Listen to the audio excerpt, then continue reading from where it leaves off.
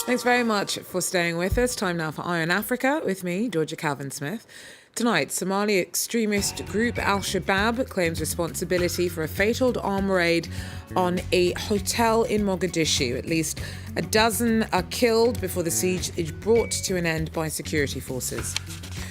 Also, there's less than a day to go before Gambia's new leader arrives back home from Senegal. The hope is that Adama Barrow's return will draw a line under a political crisis sparked by his ascent to the top job.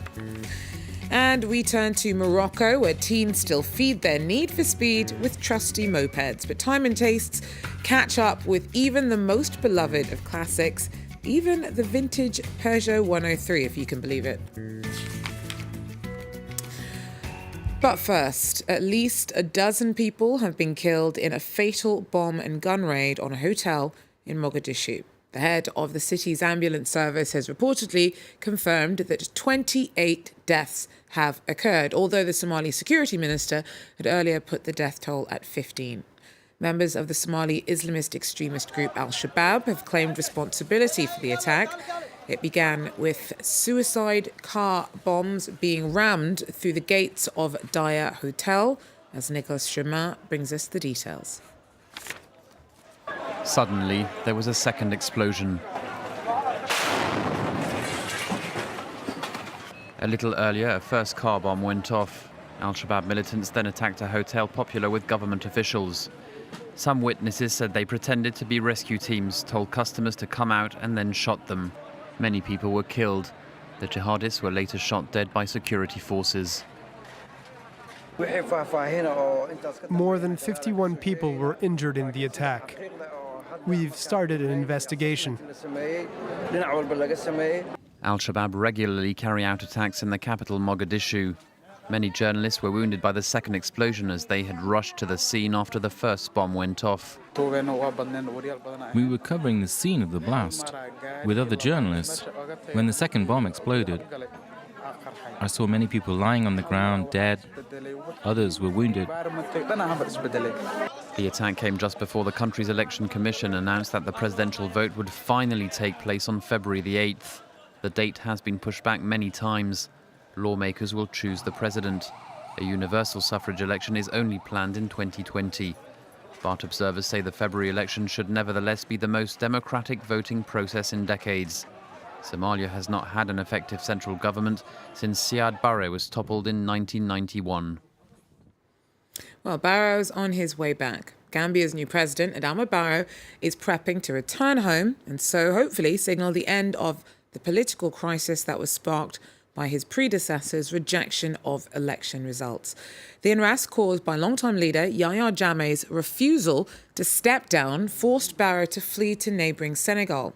But Jammeh headed into exile over the weekend, and Barrow's camp now says that they've been keeping his plans to come home on Thursday under wraps all week. He informed me 2 days ago that on Thursday he would be here, but would not want it to be announced because he had to also thank those people who have actually contributed to the settlement of the political dispute in the Gambia in peace, consult with them before making his way back to the country. He called me last night and indicated that he has finally decided to be here 4 o'clock tomorrow. Well, Katerina Hoya is in Banjul. She brings us more from the Gambian capital. Gambia's new president is finally coming home. Nothing is left of the last chance. I've been told that Barrow has been prevented from returning to the capital, Banjul, because of safety reasons. The country's exiled president, Mr. Yahya Jammeh, still enjoyed some support from the police and security forces, and it was simply not considered safe for Mr. Barrow to return before a regional force had secured the country and the capital. Over the past week, Senegalese troops has been going through Banjul, doing security sweeps in strategic spots such as the State House, looking for guns or other threats against Mr. Adama Barrow. They will also be securing him as he returns to the capital. Now there will be no official ceremony tomorrow. Barrow will be sworn in later on Gambian soil, but this will likely take place on the 18th of February, which is also Gambia's Independence Day. Katharina, so Barrow's taken his time returning, bearing in mind that Jammeh's been out of the country since the weekend. Hopefully that does, though, mean stability for Gambia. What has the impact of the crisis been in the long term for Gambia? The new government, of course, faces enormous challenges. Gambia is one of the poorest countries in the world, with an economy valued at only $1 billion. Mr. Jammeh has ruled the country as a mafia state, while the population has suffered under one of the cruelest dictatorships in the world. Young men from Gambia leave the country every year in thousands, looking for a better life in Europe. What the new administration will have to do is to reconcile the population, while also looking into the alleged human rights abuses committed during Jammeh's time in power. Mr. Barrow has already announced that there will be some sort of Truth and Reconciliation Commission looking into the crimes and searching for justice for the victims of these human rights abuses. Now, in a country like Gambia, with only 1.8 million people, this will be an extremely difficult process where neighbors will be forced to name neighbors. In addition, Mr. Barrow's administration will have to rebuild institutions that has been allowed to crumble during 22 years of Jammeh's time in power. Katharina Hoye there for us in Banjul. Well, now we head to Gabon, where the group stages of the Africa Cup of Nations came to an end on Wednesday. Both Mali and Uganda are out after drawing in their final Group D game. The group stages have come to an end, and Ketwan Gorjestani is in the country for us to talk us through where things are at now. Ket, there was one spot left for the final 8. Who'd it go to? Well, for their big return to the competition after 7 years, the 7-time winners, Egypt, are through to the quarterfinals, and they did more than just qualify. They finished top of Group D after that 1-0 win over the 2015 finalists, Ghana, the Black Stars, who were already qualified. They finished second, having conceded their very first goal of the competition.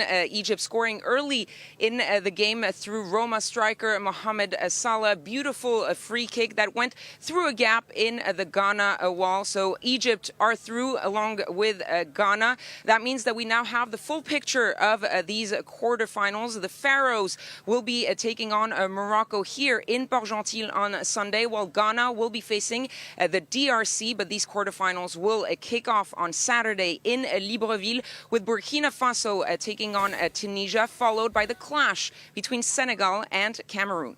Thanks very much. Catherine Gorjestani there for us in Port-Gentil, Gabon. Time now to head to Morocco, where hipster teens feed their need for speed with their trusty mopeds. But time and taste catch up with even the most beloved of classics, including, sadly, the Peugeot 103.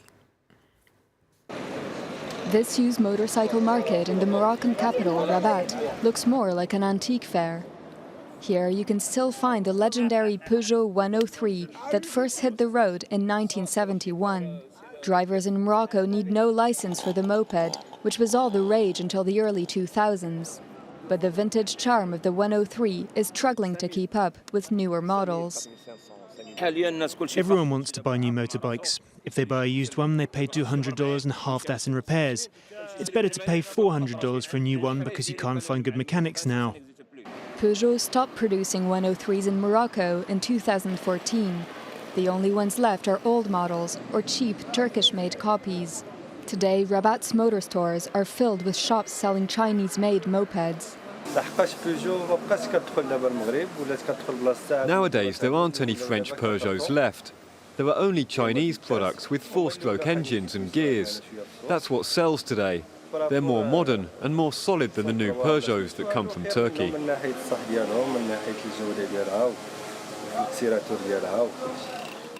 But longtime 103 enthusiasts have no intention of forsaking La Mob, as it's known, filling the streets of Morocco with their distinctive racket. Well, finally, we'll leave you with some unusual images of Addis. They're some of a collection of pictures gaining quite a following as they're being shared on social media by rookie French astronaut Thomas Pesquet from his mission in space. He's on the International Space Station as a flight engineer and is staying down to earth despite his lofty positions by tweeting pictures from above. And Wednesday, it was a look at Addis Ababa from the heavens. Well, that's where we'll leave it for Eye on Africa for now. Thanks very much for joining us. Do so again if you can. Take care.